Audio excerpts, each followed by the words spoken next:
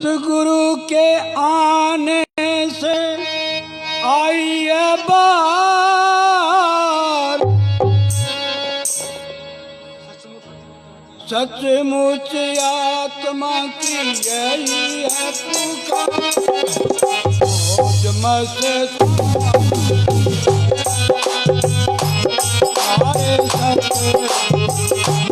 आए मौज मस्तानी है हमारे सतगुरु आने से आई बार, सचमुच आत्मा की यही है पुकार।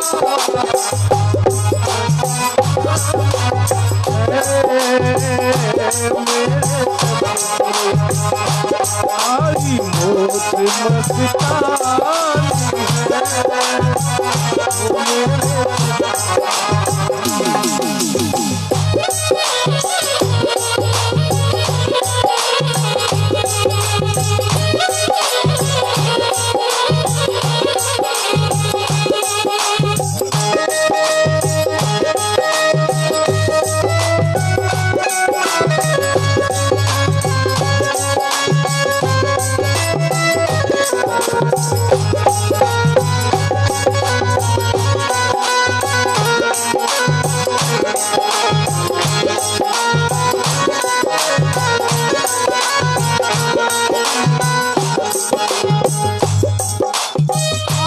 सतगुरु एनामी देश से आया, आके जंगल में मंगल रचाया।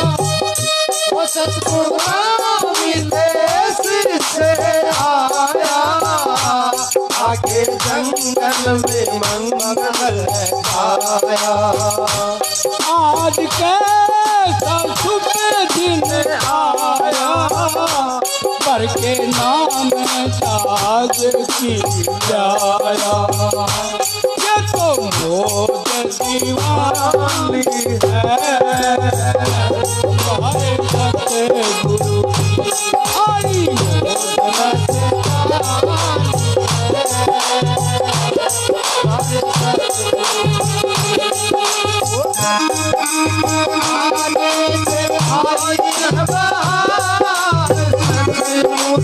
आत्मा यही है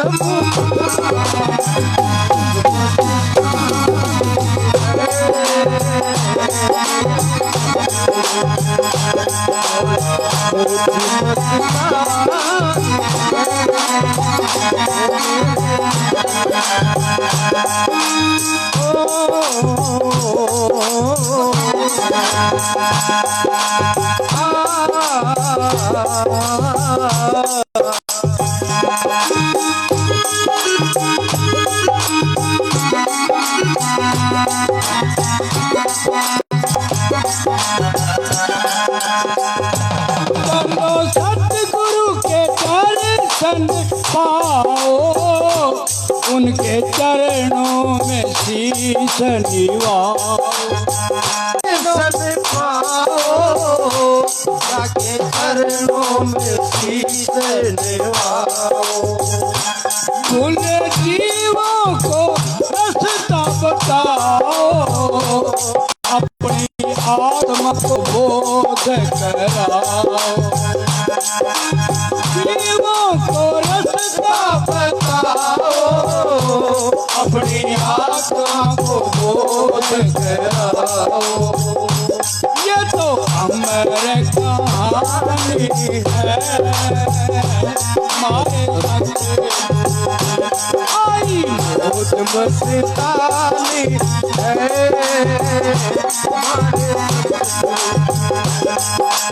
सतगुरु के आने आई बार, सचमुच आत्मा की यही है पुकार। मौज मस्तानी हमारे सतगुरु आई मौज मस्तानी हमारे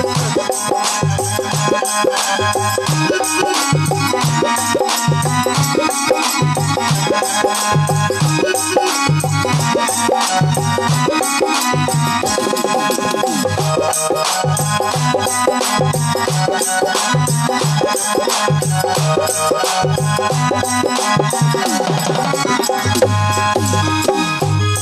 सतगुरु जी का देश निराला, मारा खोला भरम का तारा। गुरु जी का देश निराला, मारा खोला भरम का तारा। वो तो तीन लोग से सदा निराला, वहाँ पर सब कोई शब्द उजाला। वहाँ पर सब कोई शब्द उजाला। ये तो ताकत रूहानी है, हमारे सतगुरु आई होश मस्तानी है।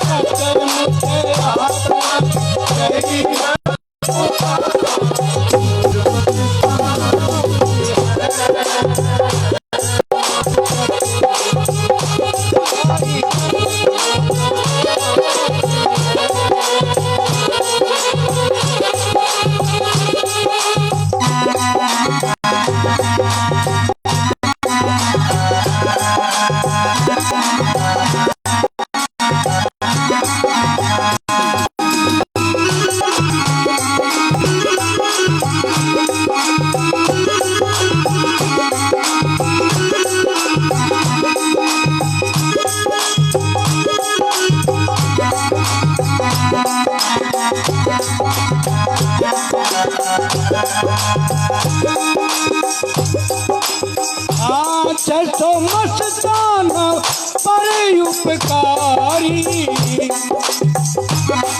तो मस्ताना पर उपकारी। जगती जोत लाई, तो मस्ताना पर उपकारी। जहाँ जगती जोत लाई, नई मौज गंगुए में आई। तुम्हें पहलो बहनों, ये तो नूर निशान है, सतगुरु नूर सिंह। ये तो नूर निशान है, सतगुरु नूर सिंह। सतगुरु के आने से आने का सचमुच आत्मा ये मौज मस्तानी है। आई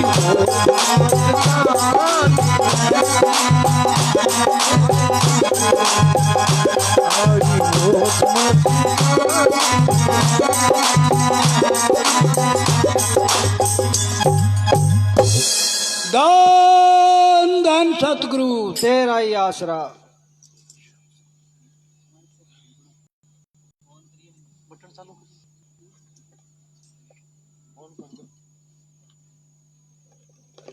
हेलो हेलो,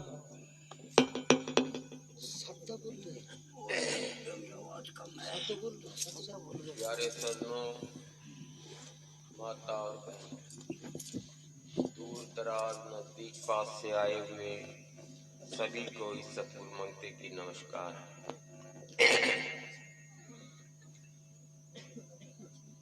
बहुत अच्छे भाग है उन जीवों के जो चल करके सत्संग में आए। सत्संग एक बहुत ही उत्तम चीज है। सत्संग के अंदर आकर के चोर चोरी छोड़ देता है, डाकू डाका मारना छोड़ देता है, बेईमान बेईमानी करना छोड़ देता है। और ये बात आपने सुनी भी होगी, जैसे बालिया भील हुआ, डाके मारता था लूट खसोट करता था। जो भी कोई मुसाफिर आता उसको वो लूट लेता। कोई आसानी से जो उसके पास होता वो दे देता तो ठीक है, वरना उसे मौत के घाट भी उतार देता। और जब ऋषियों से उसका संबंध हुआ, ऋषियों के साथ में उसका टकराव हुआ, तो उन ऋषियों के साथ भी उसने ऐसा ही व्यवहार करना चाहा। लेकिन वो कहने लगे, भाई हमारे पास तो कुछ नहीं है और तू हमारे को मार करके लेगा भी क्या, क्योंकि हमारे पास कुछ है ही नहीं। लेकिन एक बात सोच, जो तू ऐसे बुरे कर्म करता है तो इसका फल का भुगतान होगा तो तेरे साथ बहुत बुरा होगा, बड़ी कठिनाई आएगी तेरे पर। कभी क्या तूने इसके बारे में कुछ सोचा है? उन ऋषियों के जो उस पे वचन उसके कानों में पड़े, उसका उसके अंदर असर हुआ उसके दिल में। और उन्होंने पूछा कि तू ये ऐसा जो करता है, ये धन ले जाता है, किसको देता है? कि घर में मेरी माँ है, मेरा बाप है, मेरी जनानी है। कि कभी तूने उनको पूछा कि मैं जो ये लूट खसूट करके पाप कर्म करके जो ये तुमको ला करके खिलाता हूं, तो इससे मेरे को बड़ा भारी पाप लगता है, क्या तुम मेरे पापों के भागी बनोगे? अब अपने पिताजी से बात की तो पिताजी ने इनकार कर दिया कि बेटा, हमने तेरे को ये थोड़ा ही कह रखा है कि तू कहीं पाप कर्म करके ला, तू अच्छी अपने विष्णुओं की कमाई करके ला। भाई हम तेरे पापों के भागी नहीं बनेंगे। माँ से बात की तो माँ ने भी जवाब दे दिया, घरवाली से बात की उसने भी जवाब दे दिया। उसने कहा मैं तेरे ब्याही आई हूं, मेरे को तो तू कहीं से ला के खिला, तेरी मर्जी, जैसे कमा के ला, लूट खसूट कर ला, लेकिन तू लूट खसूट करेगा तो तेरा तू ही भोगेगा, मैं तो उस पापों की भागी नहीं हूं।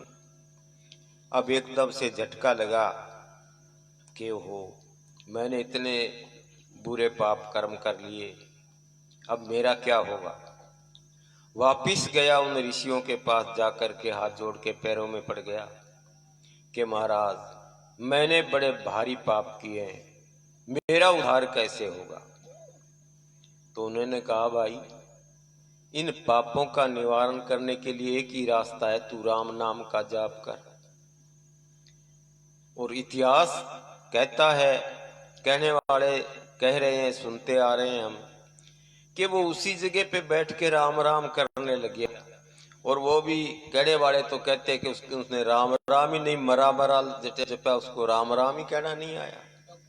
लेकिन चलो हम उस बात को ज्यादा न बढ़ाते हुए कि हम राम राम करेंगे तो मरा मरा भी हो जाता और मरा मरा करेंगे तो राम राम भी हो जाए, कि वो तो दो अक्षर है।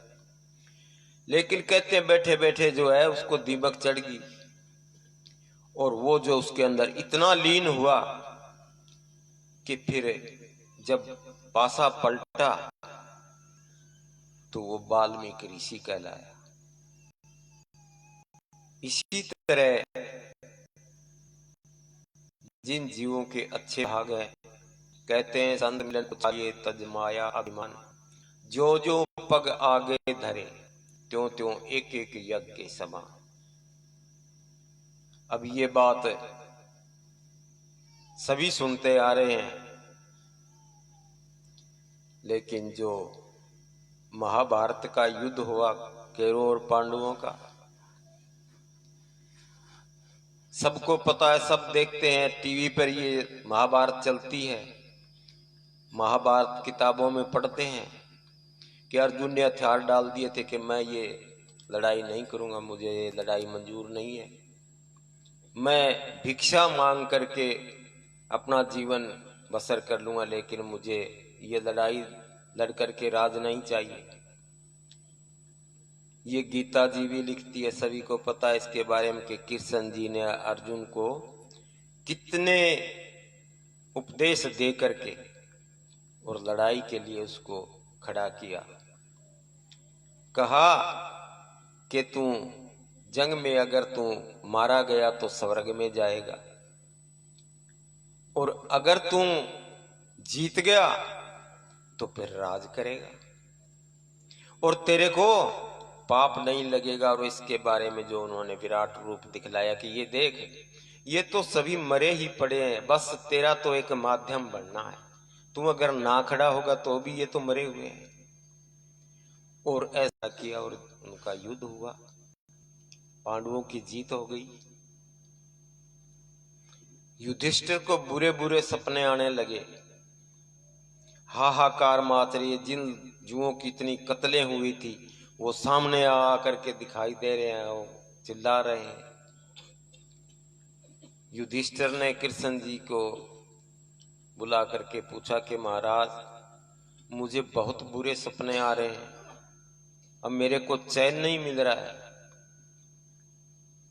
तो कृष्ण जी ने कहा कि युधिष्ठिर, जो महाभारत का युद्ध हुआ उसके अंदर बहुत लोग मारे गए, और वो जो उसका जो पाप है वो तेरे को लगा है।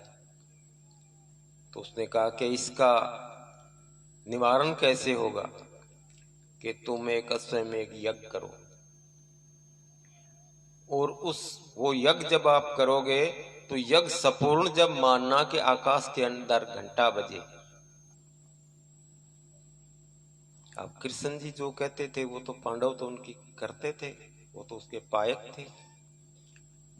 और उन्होंने बताया कि जितने भी ऋषि मुनि साधु संत जो जितने भी हैं सबको, पंडित पुजारी सबको इस यज्ञ के अंदर शामिल किया जाए। अब ऐसा ही किया गया, सभी जगह पता भिजवा दिया गया, सभी जगह समाचार दे दिया गया कि फलां दिन पे पांडवों ने यज्ञ किया है, और उस यज्ञ के अंदर शामिल होने के लिए सबको निमंत्रण भेज दिया। अब जिस दिन यज्ञ था उस यज्ञ के अंदर सभी वो लोग आए, सभी ने भोजन कर लिया, लेकिन वो घंटा जो आकाश में बजना था नहीं बजा। तो युधिष्ठिर ने कहा कृष्ण जी से कि महाराज अब क्या कमी रह गई, वो घंटा नहीं बजा, और घंटा नहीं बजा तो यज्ञ संपूर्ण नहीं हुआ। तो कहते हैं कृष्ण जी ने ध्यान लगा करके देखा तो उन्होंने कहा कि एक सुपच नाम का ऋषि है, वो नहीं आया यज्ञ के अंदर, वो शामिल नहीं हुआ, और वो जब तक आकर के भोजन नहीं करेगा यज्ञ में तो यज्ञ संपूर्ण नहीं होगा। अब ऋषि जी को लाने के लिए जैसे नकुल को भेजा, सहदेव को भेजा, तो ऋषि जी कहते हैं कि पहले मुझे 100 यज्ञों का फल दो तब मैं चलूंगा। अब वो कहते हैं हमने तो ये एक किया, यही पूरा नहीं हो रहा हमारा, तो हम 100 यज्ञों का फल आपको कैसे कहां से दें, कि तो मैं नहीं जाऊंगा। अब वो वापिस आकर के ये समाचार सुनाया युधिष्ठिर को कि वो तो ऐसा कह रहा है। अब जैसे भीम गया, अर्जुन गया, खुद युधिष्ठिर गया, लेकिन उसने यही अपना एक ही सवाल उसने रखा। अब कहने लगे हमारा तो ये एक ही यज्ञ संपूर्ण नहीं हो रहा। तो द्रौपदी ने पूछा कि क्या बात है, कहने लगा कि सुपुच ऋषि है वो नहीं आ रहा। कि क्यों नहीं आ रहा, आप जाओ उनको लेने के लिए, कि हम सब जाए, वो 100 यज्ञों का फल मांग रहा है, हमारा तो ये एक ही पूरा नहीं हो रहा, तो 100 यज्ञों का फल हम कहां से दें। द्रौपदी कहने लगी मैं जाती हूं।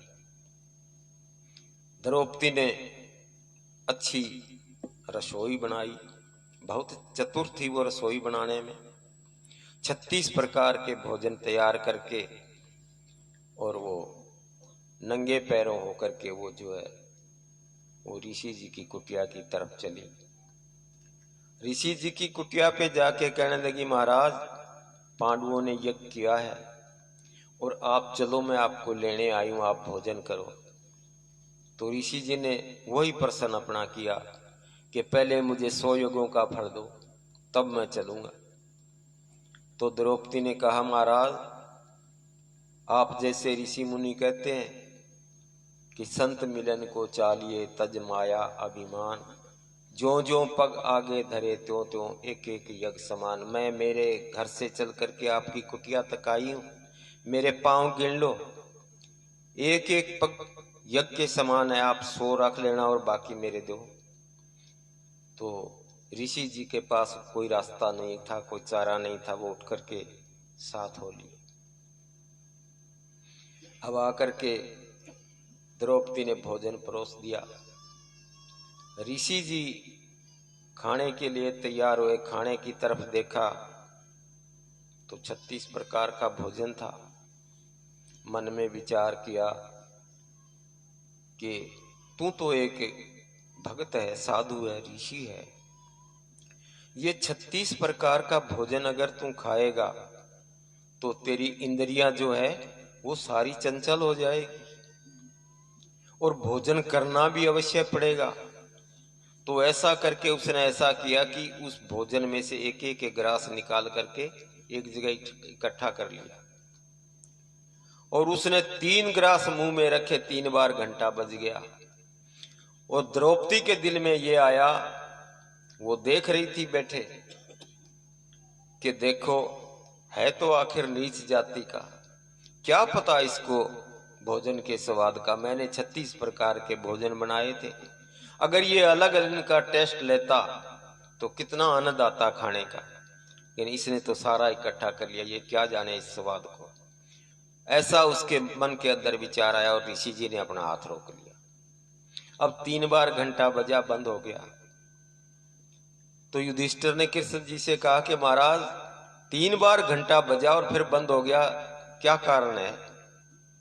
तो फिर कृष्ण जी ने ध्यान लगा करके देखा कि द्रौपदी को भाव आ गया ऋषि जी के प्रति।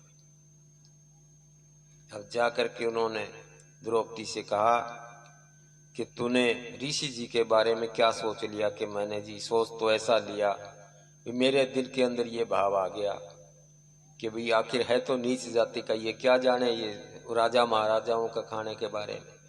अगर ये अलग अलग खाता तो कितना मजा आता, कितना आनंद आता, लेकिन इसने तो सारा इकट्ठा कर लिया। ऐसा भाव मेरे दिल के अंदर आ गया कि वो घंटा 3 बार बजा और बंद हो गया। तो फिर दोबारा उसके लिए भोजन तैयार किया गया और भोजन तैयार करके फिर जो है ऋषि जी को फिर खिलाया। अब वो ऋषि जी ने भोजन खाया, तब वो उनका यज्ञ संपूर्ण हुआ, वो आकाश का घंटा बजा। तो इसी तरह संतों ने हमें समझाने के लिए बताया कि संत मिलन को चालिए तज माया अभिमान, ज्यों ज्यों पग आगे धरे त्यों त्यों एक एक यज्ञ का समान।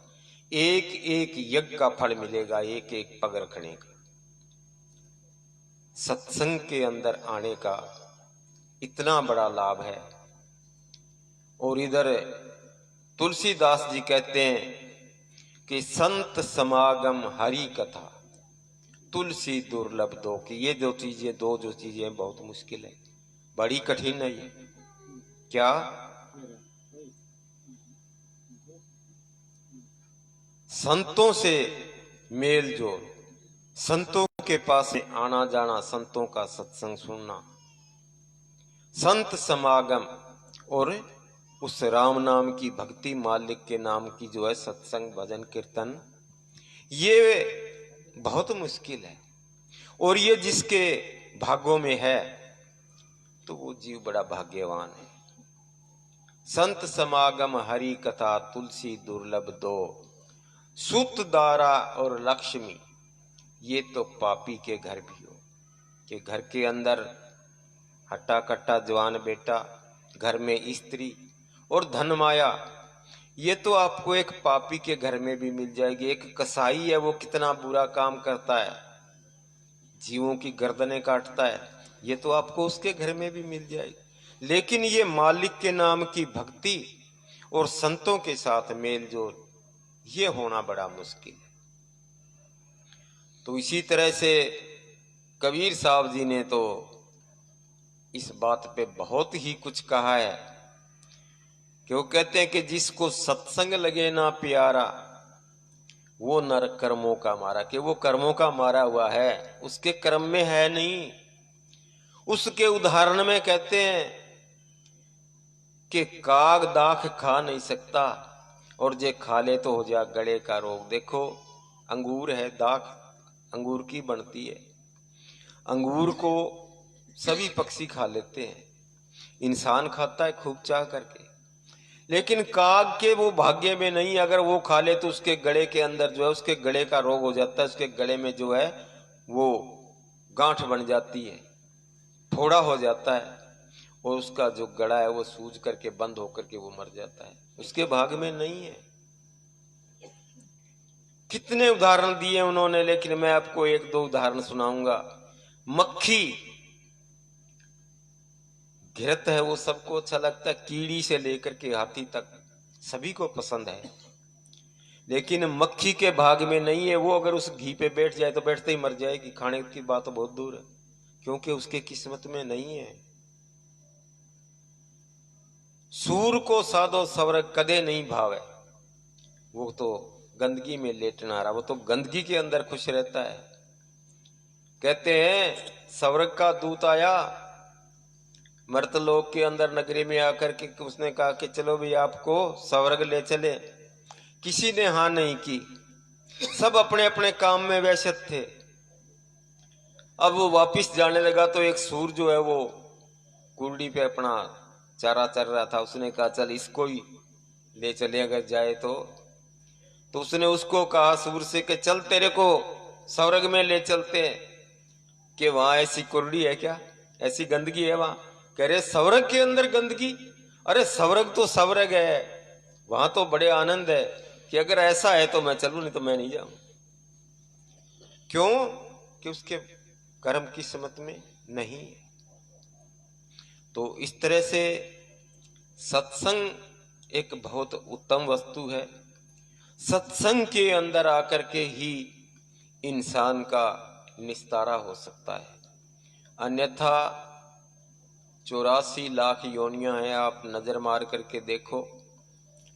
एक ही रास्ता है, संत शरण और परमात्मा के नाम की भक्ति। अगर ये होगा तो हमारा छुटकारा हो सकता है यहां से, अन्यथा 84 लाख योनियों के अंदर चक्कर काटने पड़ेंगे। उसके अंदर मक्खी सुअर जो भी हम जिसकी बात कर रहे हैं, न जाने कितनी 84 लाख योनियों की गिनती होनी भी बहुत मुश्किल है। उन संतों ने तो ऐसी हमारे पे दया की कि उन्होंने ऐसा हमें बतलाया तो सही, लेकिन 84 लाख क्या कोई छोटी चीज थोड़ी है। मैंने एक सावन सिंह जी महाराज की किताब के अंदर पढ़ा था कि अमेरिका के अंदर एक वृक्ष है जिसको वो अपनी भाषा के मुताबिक उसको जो है रेडवुड ट्री बोलते हैं, कि वो लाल लकड़ी का दरखत है। कहते हैं उसको 400 साल हो गए खड़े, और न जाने कितने साल और खड़ा रहेगा। ये तो एक उदाहरण की बात है, लेकिन हम एक छोटी सी बात पे भी आते हैं। अगर हम उस वनस्पति के अंदर, उस दरख्त के जूनी के अंदर आ गए तो न जाने कितना समय उसके अंदर खड़ा रहेगा, और जब वो जूनी छूटेगी तो फिर वो जूनिया तो बहुत रहेगी, वो तो एक ही है। अब काग की कहते हैं बहुत लंबी उम्र है, नाग की भी बहुत है, कहते हैं करोड़ों कागा लाखों नागा। तो इतनी इतनी उम्र एक एक इस तरह की उन योनियों के अंदर बितानी पड़ेगी, और इसमें कोई दो राय की बात नहीं है। अगर किसी की राम नाम की भक्ति नहीं हुई तो अवश्य उनके अंदर जाना पड़ेगा, कोई नहीं रोक सकता इस बात से। चाहे हम अपने अंदर कुछ भी सोचते रहें, लेकिन उस मालिक के घर का जो नियम है उसको कोई नहीं काट सकता। तो ये हमारा, अगर इनसे हम बचना चाहते हैं, इनसे छुटकारा चाहते हैं, तो किसी पूर्ण संत की शरण में जाना पड़ेगा और उनके बताए हुए तजुर्बे पे वो जो है मेहनत करनी पड़ेगी। तो इसी तरह सत्संग का जो माध्यम है संतों ने इस जीव को समझाने के लिए दिया। कोई जरूरत नहीं उनको, संतों ने तो अपना काम मुका लिया, वो इस संसार के अंदर, इस रचना के अंदर फिर से नहीं आएंगे। रचना की बात छोड़ो, वो अवतार रूप में भी नहीं आएंगे। लेकिन उन्होंने ये इन जीवों पे दया की कि मैंने तो अपना सब कुछ मुका लिया, लेकिन ये जीव जो है जाने अनजाने में अच्छे बुरे कर्म करने में लग रहे हैं। इनको ये बातें बताई जाए, समझाई जाए, पढ़ाई जाए, तो ये जीव भी इन बातों को सुन करके और इस भक्ति मार्ग पे आ जाए, संतों की शरण में लग करके, तो ये भी अपना निस्तारा कर ले। तो संतों ने तो दया करके ये बात कही है। अब वो कहते हैं भी मानो तुम्हारी मौज, ना मानो तुम्हारी मौज, हमें तुम्हारे से कुछ लेना तो है नहीं भाई। हम तो उस मालिक के चौकीदार हैं, हमें तो ये ऑर्डर था, हमारी ड्यूटी थी ये, हमने तो ये अपनी ड्यूटी कर दी। हम तो भाई उसके चौकीदार हैं, मालिक के। हम तो ये अपना जो समय हम आवाज लगा करके चले जाएंगे। कहते हैं चमन खिले इस बाग में, पक्षी तोड़ फल खाएंगे, अपनी अपनी बोलियां बोलकर एक दिन सभी उड़ जाएंगे। चाहे कोई राजा है, रंक है, आम जीव है, या संत है, साधु है, ऋषि मुनि सन्यासी कोई भी है, अपने अपने समय की बात वो कह करके अपना समय जो है पूरा करके चले जाएंगे। तो इसी तरह हमारे प्रेमी हरि सिंह ने जो ये शब्द सुनाया, आप सब हरि सिंह से परिचित है, ये आपके बीच बीच में बहुत समय से आता रहा है, लेकिन अब बूढ़ी बादी हो चुकी है। अब जो हम ये देखें कि जो पहले वाली बात थी वो क्यों नहीं, किसी के साथ ही नहीं रहेगी ये। हमने ये बात पहले भी दोहराई, आज भी वो बात मेरे सामने आ रही है। महाराज 600 मस्ताना जी यहाँ मताना गांव के अंदर आए, सन 64-65 की बात है, पहली बार जब वो आए। मेरी 10 साल की उम्र थी। उस मालिक की दया मेहर है, ये मेरे कोई कर्म संस्कार थे, उसी समय से उन्होंने बाह पकड़ ली। मैंने एक शब्द सीखा, नर चेतले बुढ़ापा आवेगा, सब दिन ना रहे जवानी। खूब गाया रुच रुच करके, दूसरों को सुनाते रहे, लेकिन ये बुढ़ापा तो खुद पे भी आ गया। आप जितने भी बैठे हैं, जो इस स्टेज के अंदर आ चुके हैं वो तो आ गए, जो नहीं आए हैं, जो बचपन में हैं, जवानी में हैं, उन्हें भी स्टेज से गुजरना पड़ेगा। कोई ये देखे कि मैं तो ऐसा ही रहूंगा सदा के लिए, तो नहीं। या तो हम इस संसार से चले जाएंगे और या फिर उस बुढ़ापे के अंदर आना पड़ेगा। ये किसी से भी छूट नहीं पाएगा।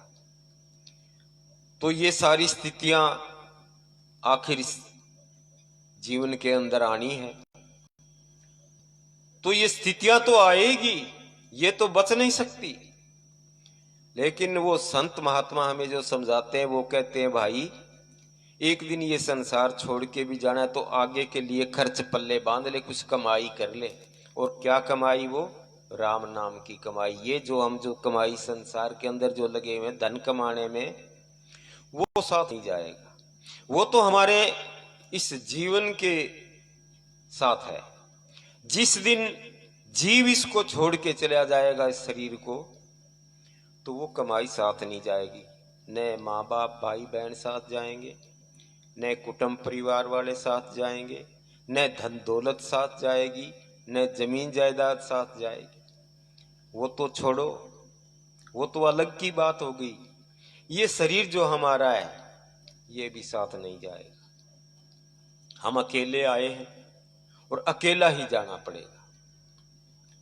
ये बात हमारे उन महापुरुषों ने हमें समझाने की कोशिश की है कि भाई तू वो कुछ राम नाम की कमाई कर ले, वो तेरे साथ जाएगी। या तो हमारे बुरे भले कर्म जो किए हुए वो जाएंगे कि उनका भुगतान देना पड़ेगा, और या फिर राम नाम की कमाई जो है वो तेरे साथ जाएगी, जो तेरे को पार करने वाली है। तो इसलिए कबीर साहब जी कहते हैं कि जैसे हमें ये मानुष जन्म, जैसे हम मानुष जन्म के अंदर हैं, तो चाहे हमारी कमाई थोड़ी हुई, लेकिन थोड़ी हुई उसका भी हमें लाभ मिलेगा। अगर हमने 1 रुपया कमाया तो भी लाभ मिलेगा, और 100 कमा लिए तो भी लाभ मिलेगा। वो कहते हैं कि कबीरा कमाई आपनी कभी नहीं निष्फल जाए, 7 समुंदर आड़ा पड़े फिर भी मिले अगाड़ी जाए। 7 समुद्र का कहने का मतलब कि हमारा ये जीवन है ये छूट जाए, और इसके बाद हमें न जाने कितने जन्मों में इधर उधर भटकना पड़ जाए, लेकिन ये जब आएगा तो वो कमाई तेरे को जो की त्यों मिलेगी। तो इसी तरह से हमारे संतों ने, उन महापुरुषों ने हमें समझाने की कोशिश की है। भी कोई मानेगा उसका भला होगा, भी कोई नहीं मानेगा तो अपना जीवन पूरा करके चला जाएगा। धन धन सतगुरु तेरा।